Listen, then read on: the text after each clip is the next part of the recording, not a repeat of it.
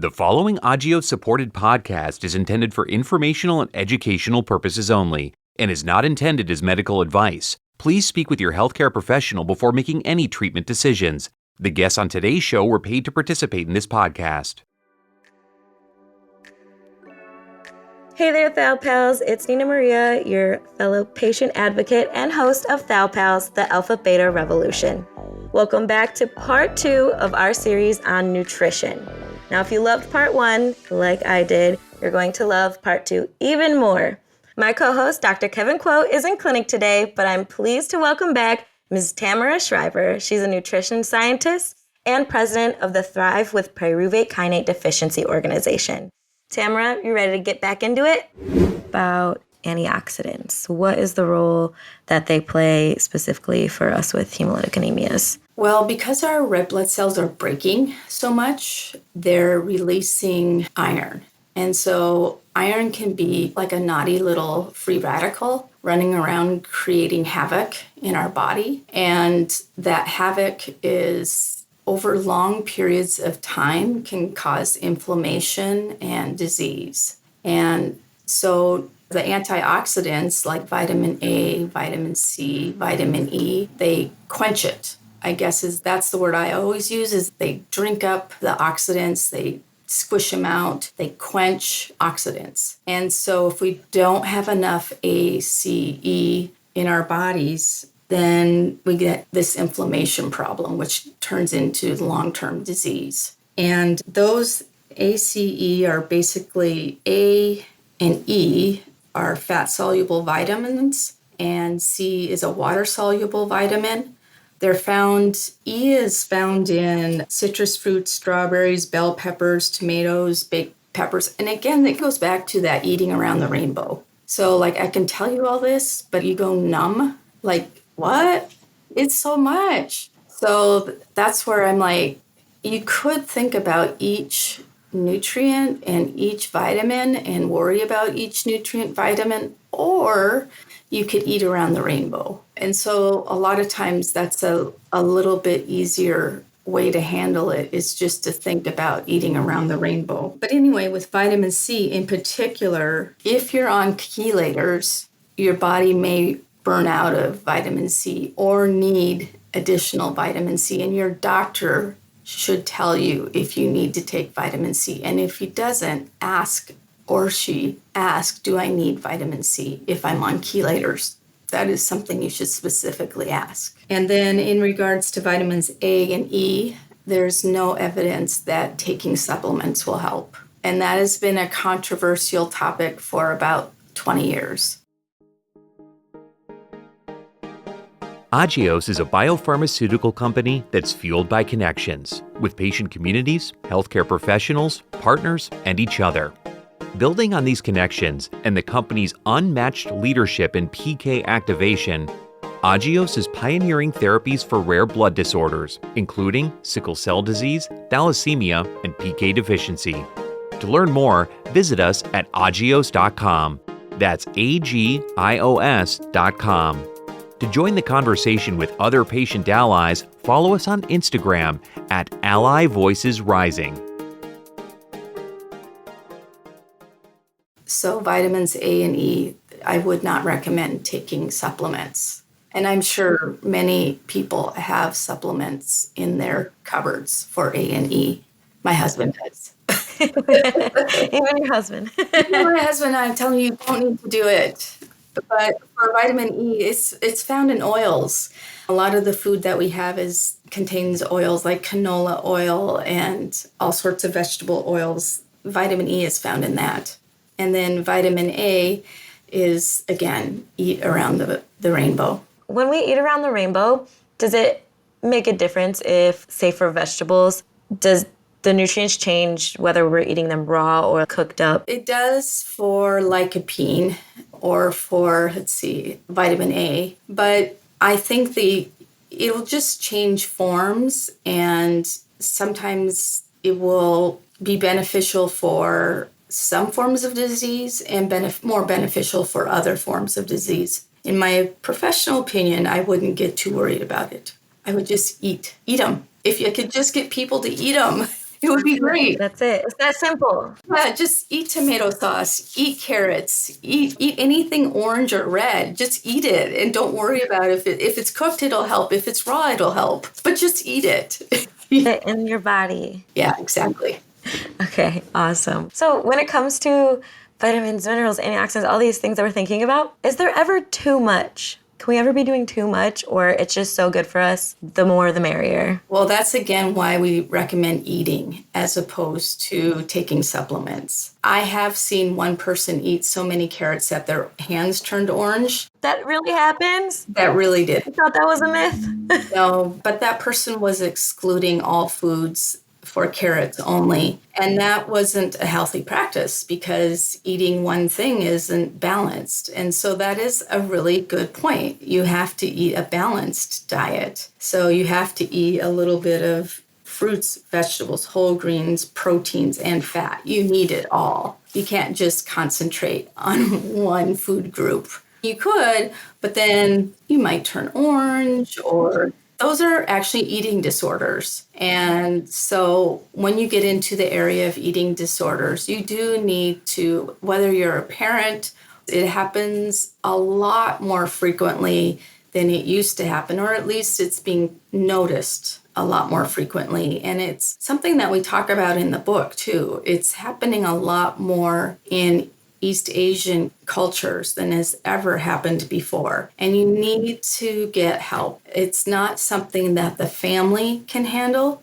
It's something that you need professional help for, because it's almost more of a psychological problem than it is an eating problem. And it's not something that you can fix by forcing people to eat a different way. Another point about eating disorders is that it's not something that you can identify by BMI or weight only. So people of all different weights and BMIs can have an eating disorder. There's all kinds of eating disorders. And even kids as young as 8, 9, 10 get eating disorders for a variety of reasons. There's 5 different types of eating disorders. And for young kids, it can sometimes just be a form of controlling their environment. When they feel a lot of chaos or there's something going on that they can't tell you about, they may only be able to demonstrate trauma through controlling their food environment or not eating. This is when you need professional help, when the family needs professional help. And it's when you need to go to a dietitian and to a psychiatrist, and it's not to be taken lightly.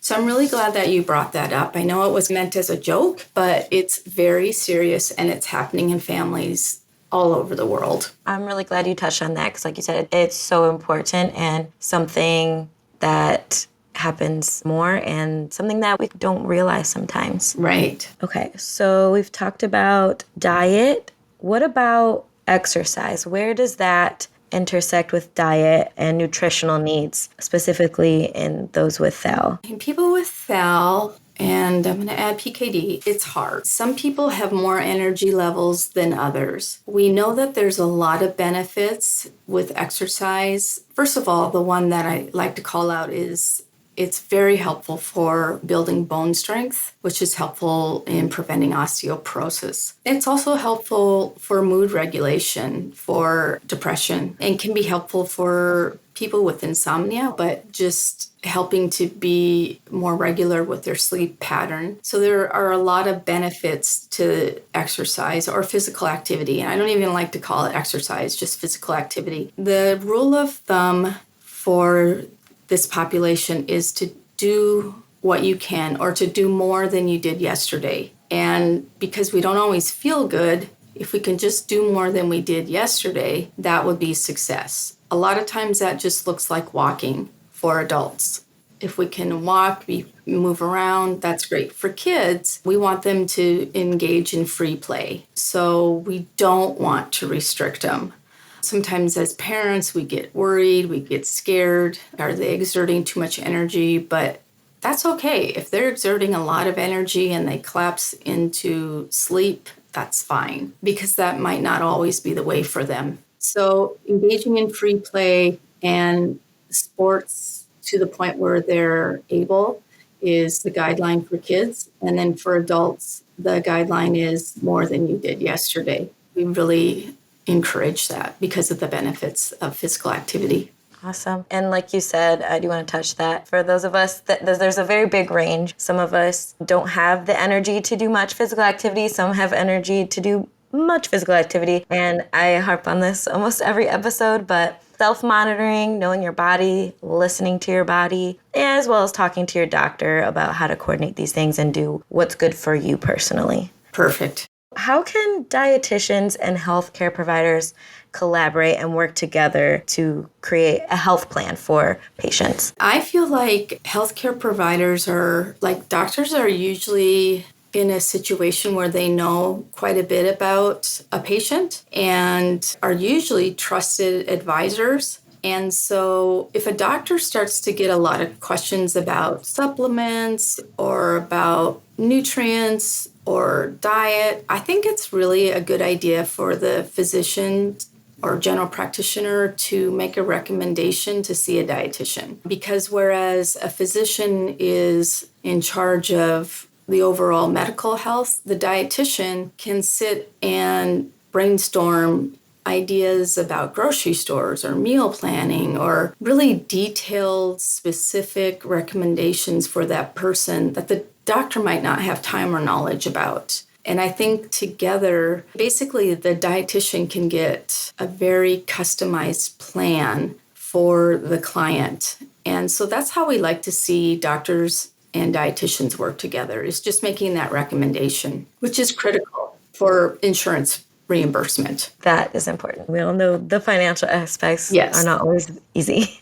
And how can patients take part in this? How can they take control over? I think we should ask their physician for a referral to a registered dietitian, and they can choose reasons why. They can say, I have diabetes. Seeing a dietitian for diabetes is a great reason, or they might need to see a dietitian for weight control, either they're not gaining enough weight or they feel like they have too much weight or a heart condition. I mean, there's any of the comorbidities, osteoporosis, any of them that accompany PKT or Thal that could be reimbursable, which we have to talk about. It's really a practical thing in the US, and I know it runs a little bit differently internationally, but for here, that's how we get insurance reimbursement. So I think that you can ask your doctor to see a dietitian and then tell them why, so that you can make sure that's reimbursed. What can we expect when we go to a dietitian? They'll probably ask you to keep a diary of the foods that you've eaten for the last, sometimes it depends. It might be a week or it might be 2 to 3 days. They'll ask you about the foods that you like.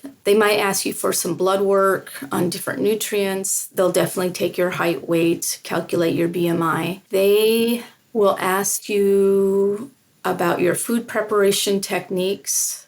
So they'll ask you quite a bit about what happens in the kitchen. The kitchen is probably their favorite place to talk about. And also when you go out to eat, your habits when you go out to eat and what strategies you use. Do you think about when you go out to eat or do you just go out to eat? They'll ask you what a typical day is like because they really want to get to know your life from a food perspective. I personally am someone who really enjoys food, and I think it's important to say healthy food can also be delicious and enjoyed. Oh, absolutely. Yeah. Sometimes we think like healthy food is bland and not fun, but I just want to say that's not true. Yeah. In fact, I'll just tell you what my husband and I are doing right now with our daughter. We're ordering a vegan meal pack. I have to be organized, so we're ordering a vegan meal box for the week, and it's been so amazing. It's really good. It's a lot better than I thought it would be, and we've been doing it for about 6 months, and there's been a lot of new ideas I hadn't even thought of that have been pretty good. But then on the weekends, we eat whatever we want. That's what I do. Yeah. I stay focused on the weekdays and then a little reward Absolutely. on the weekends. And it's not like we go crazy, but we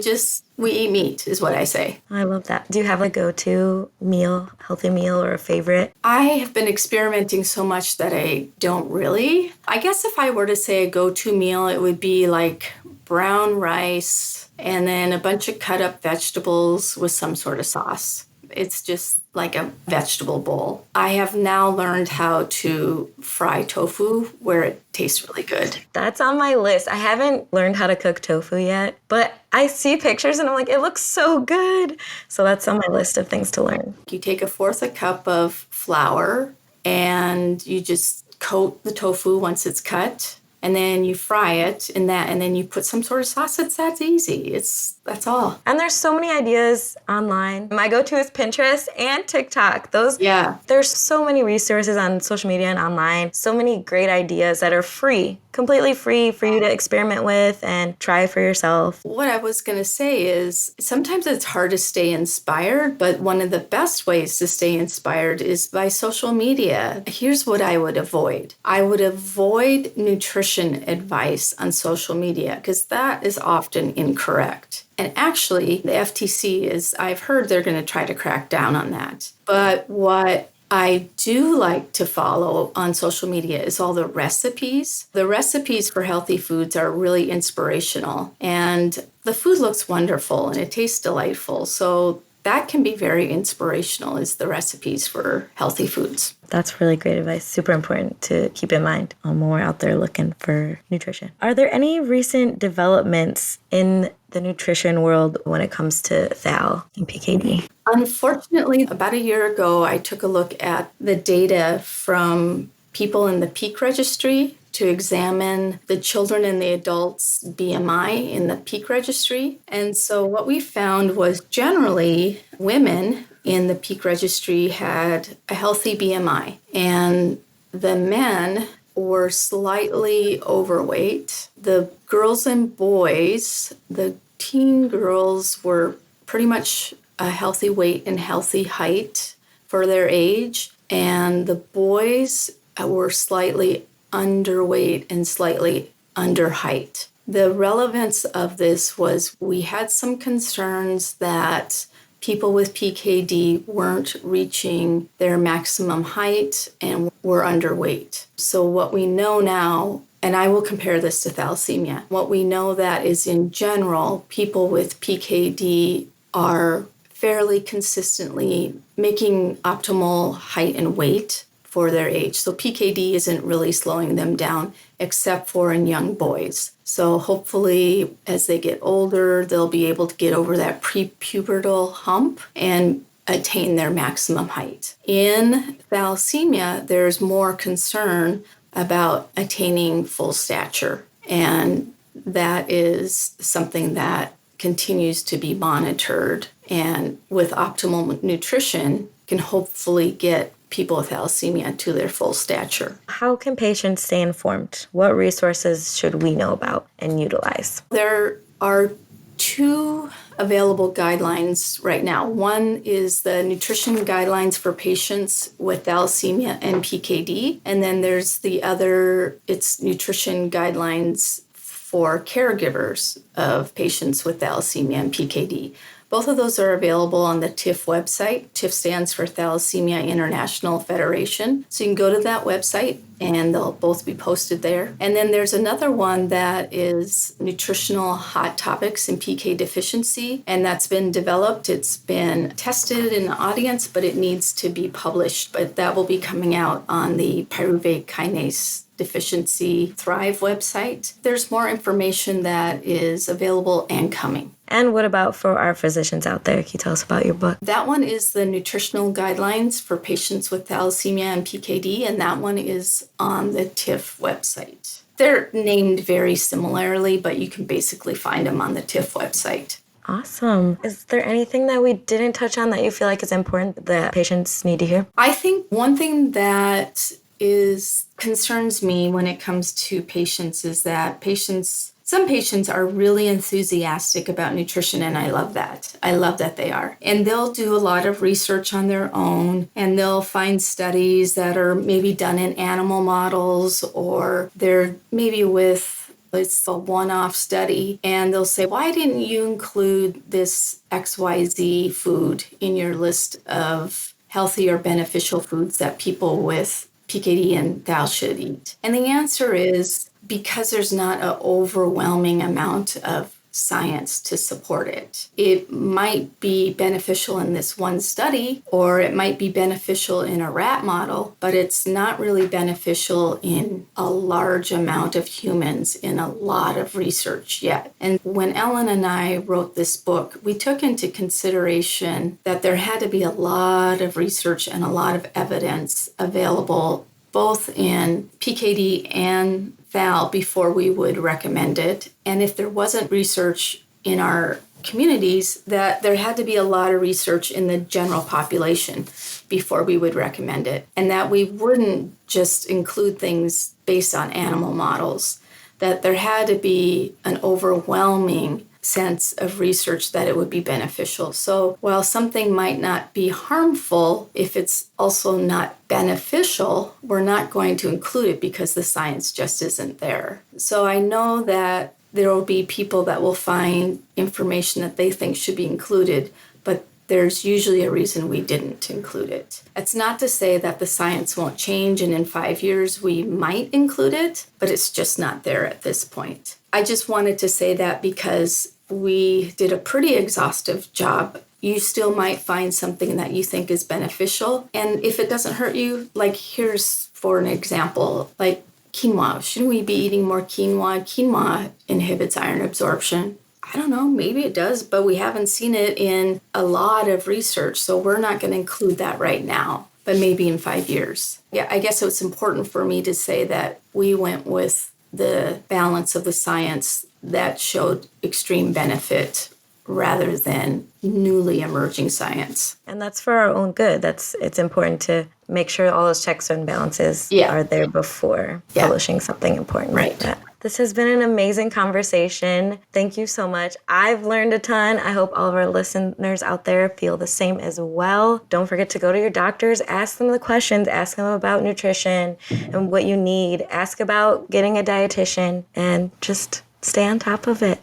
Thank you, Nina Maria. I appreciate being able to talk with you. It's so much fun. Thank you so much. You've been incredible, and thank you for bringing us all this super important information.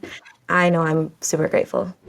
And that's it for our 2-part series on nutrition. I hope everyone enjoyed this 2-part series as much as I did, and a special thanks to Tamara for joining us and giving us all this amazing information to utilize in our everyday lives. Don't forget to tell your friends, your family, your colleagues, and everyone you know about the show, and share it on social media. Thanks again to Ajos for sponsoring Thal Pals, and we'll see you next time.